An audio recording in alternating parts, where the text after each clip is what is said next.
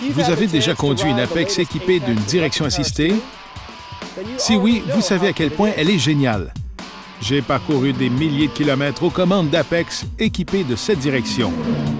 Et je n'ai pas du tout le goût de conduire une motoneige qui n'en a pas. Cette direction est sensationnelle. Vous n'êtes pas un mordu de l'Apex?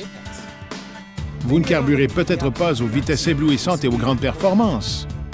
Si vous préférez plutôt la RS Vector, j'ai de bonnes nouvelles pour vous. Son modèle 2012 est équipé de la direction à assistance électronique exclusive à Yamaha. Il est facile de sous-estimer la RS Vector en la présumant une machine de la catégorie des 600, surtout si vous n'en avez jamais conduit une. Elle est équipée essentiellement du même moteur que la FX Nitro, mais on l'a modifiée un peu pour embrayer en douceur et maximiser le rendement énergétique. Le vrai charme de la Vector, c'est que son entretien ne coûte pas les yeux de la tête. Elle n'exige pas d'essence super et elle est incroyablement éco-énergétique. Il ne faut pas ajouter d'huile à chaque troisième plein d'essence. Bien sûr, il faut la vidanger, cette huile-là, mais c'est 3,5 litres de Yamalube aux 4000 km. C'est moins qu'1 sou par kilomètre. Certains casse-pieds aiment attirer l'attention sur le fait qu'il faut un filtre à huile. C'est vrai, mais après avoir changé le premier, celui qui est livré avec la Vector, le deuxième, est bon pour 20 000 km. En moyenne, ça représente 5 hivers. Vous n'aurez jamais à tirer de corde pour démarrer, ni payer un supplément pour le démarreur électrique. Jamais. Le moteur ne manque jamais de pep parce que son 4 temps a du couple à revendre. Vous n'aurez jamais à attendre que l'embrayage rattrape la bande de puissance. Elle ne fait pas beaucoup de bruit, donc vous pouvez conduire pendant des heures sans avoir mal au bloc.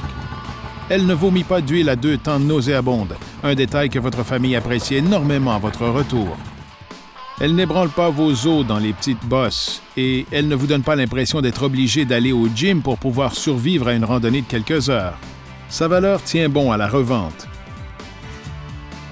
C'est vrai, la direction à basse vitesse pouvait être capricieuse, mais on a corrigé ça.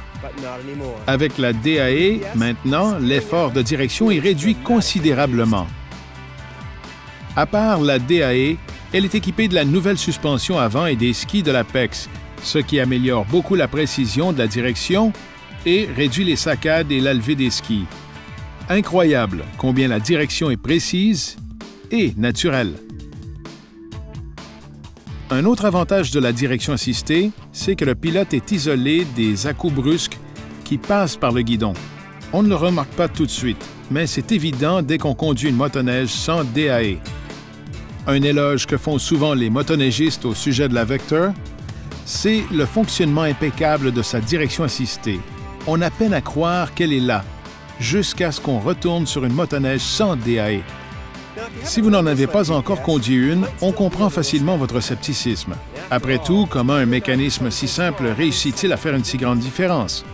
Pour faire foi des avantages d'une DAE, nous vous proposons quelques essais. D'abord, conduisez votre voiture après avoir débranché l'assistance à la direction.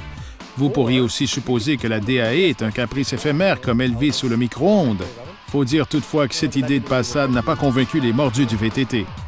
Vous pourriez visiter notre site Web, trouver le prochain arrêt du tour de force dans votre coin du pays et en essayer une. Au fait, allez demander à votre concessionnaire